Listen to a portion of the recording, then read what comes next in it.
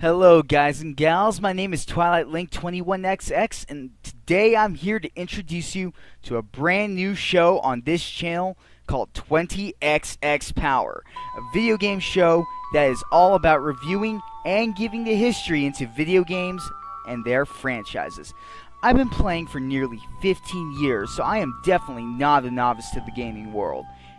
This show will be reviewing games on both the modern and retro fronts, although the majority of our focus will be placed on the retro fronts because of availability and the fact that there are plenty of outlets out there that cover modern games in a much more timely manner. So without further ado, let's jump into our first review. For our first series of reviews, I felt we needed to cover something in between the two classifications of retro and modern. It also needed to be something that could spur a good amount of discussion. So today we begin two things: our series as well as a series of videos on the 3D Sonic games, starting with the first proper 3D title, Sonic Adventure for the Sega Dreamcast. Sonic's journey into the 3D realm was, and to this day is, a bumpy road, filled with more misses than hits, and it's been this way since before the days of the Sega Saturn. With the release of the mediocre isometric Sonic 3D Blast, the pseudo-kart racer Sonic R, and the cancellation of the troubled Saturn game Sonic Extreme, creator Yuji Naka was quite upset with how the property had been treated and felt it was finally time to intervene. In the April of 1997, Sonic Team returned to their roots and development of Sonic Adventure began. Released in Japan in December of 1998, Sega kept the game under wraps to the best of their ability until the summer of 1998 and only officially announced the title in August. Gamers in the US, however, would have to wait for the fateful day of 9/9/99, the date imprinted into gamers around the nation as the Dreamcast launch date. But they weren't getting the short end of the stick. Oh no! Sega took this time to refine the game for its international release, making the US version the definitive version of Sonic Adventure on the Dreamcast. But that leads us to the big question: is Sonic Adventure any good? Let's have a closer look. Sonic Adventure is a 3D action-adventure platformer that focuses, for the most part, on speed.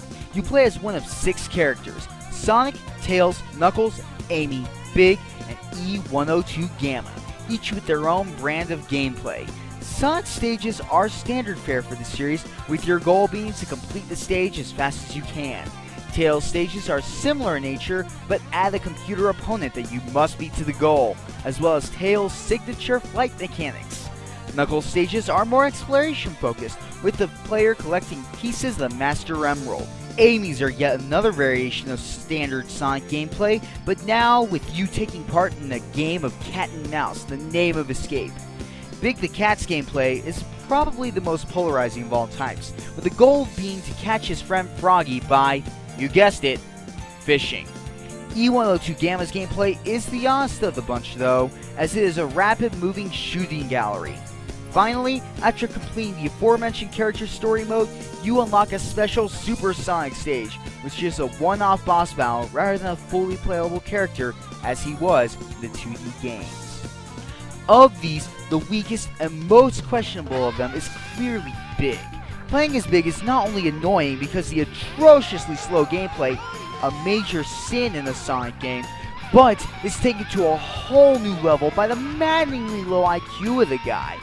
Even as a kid, I couldn't stand how dumb he could be, and it's any wonder that the fanbase reacts the way they do whenever he is so much as mentioned in a casual conversation.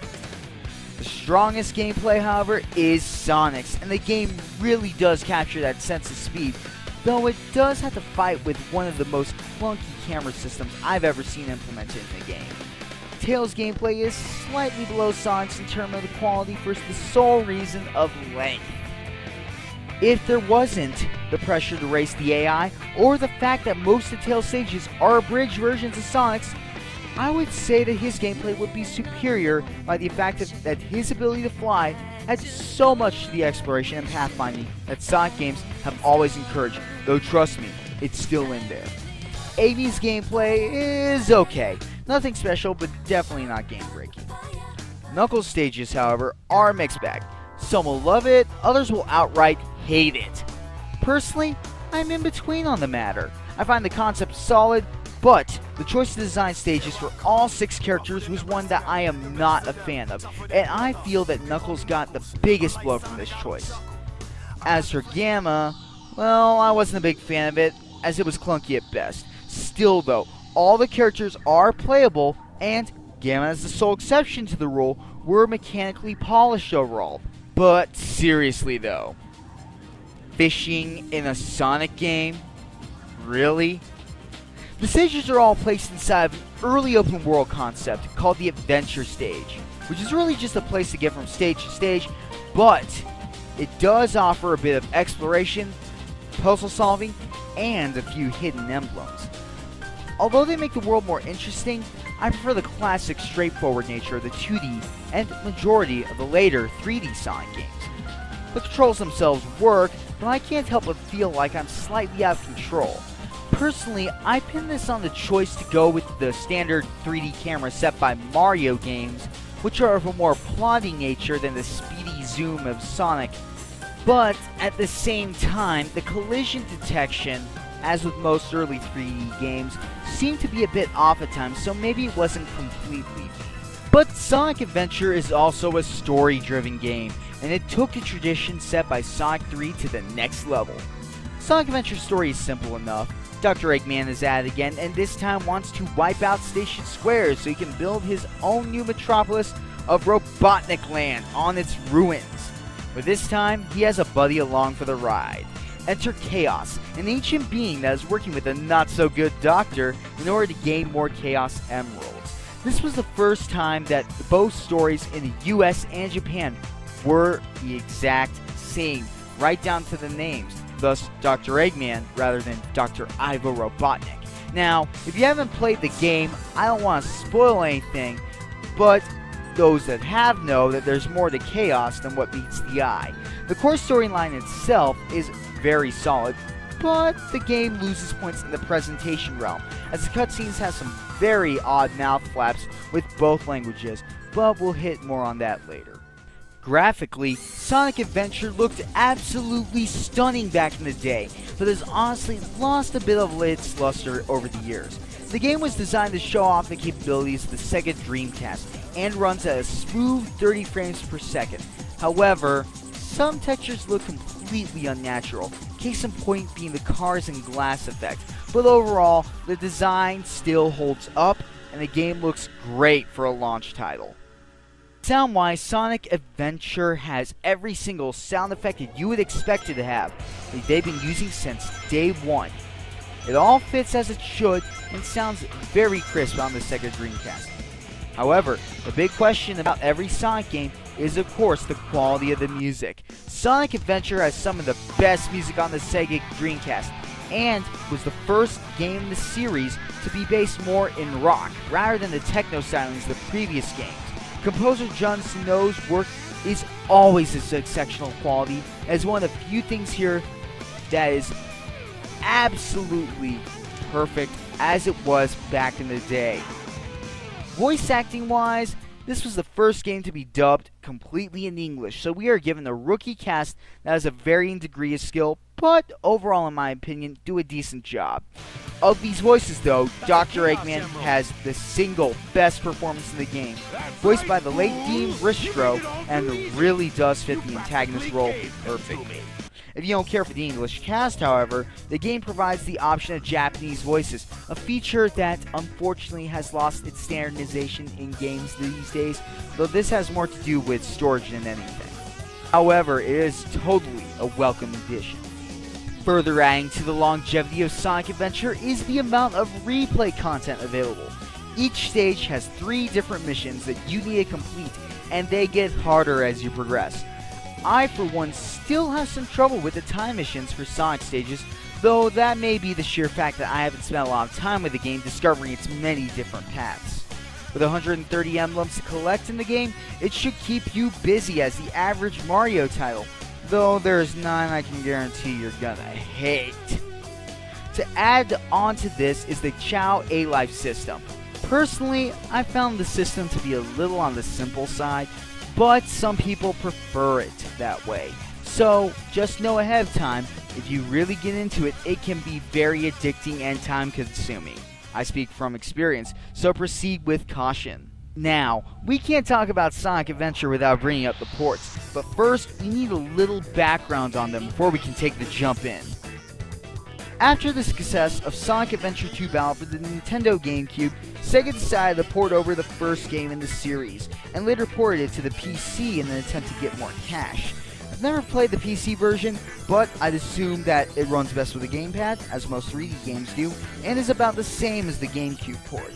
All this set aside, Sonic Adventure DX Director's Cut was released to allow new fans to play the original game on the modern consoles, and to allow Sega to make a more final version of the game. Now, the jump from Dreamcast to GameCube meant two things for the team over at Sonic Team.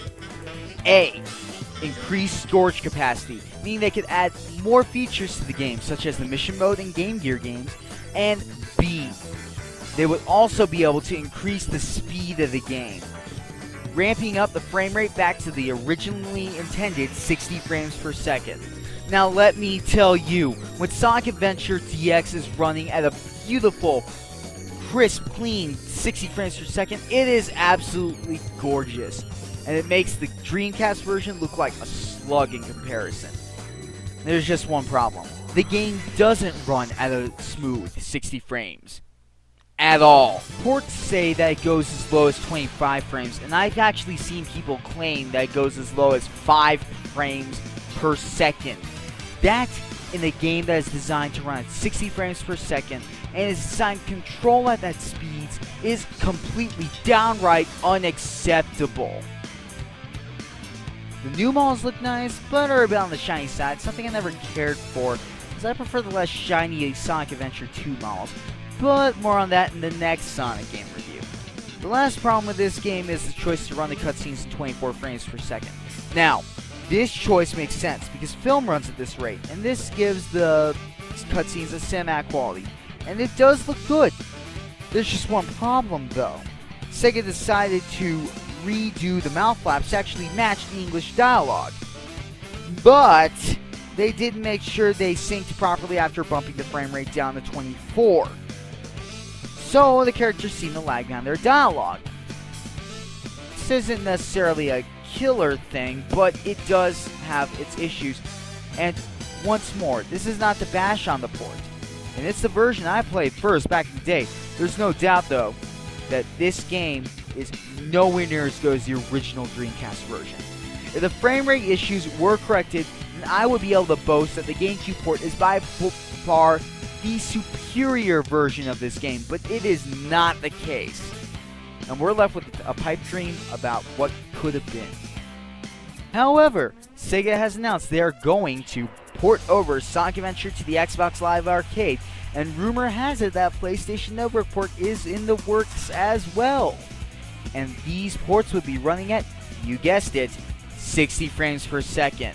So here's to you, Sega Shanghai, and you too, Sonic Team, that you would right the wrongs of the Director's Cut and make the real Director's Cut. All in all, Sonic Adventure, in spite of all its flaws, which are few, is more than just the first and one of the better 3D Sonic games. It is a game that I can easily recommend to anyone looking for an excellent action platformer. Which leads us to our rating system here on 20XXPower. We use the school standard of ratings, but with the addition of E for effort, before we deal out the almighty F.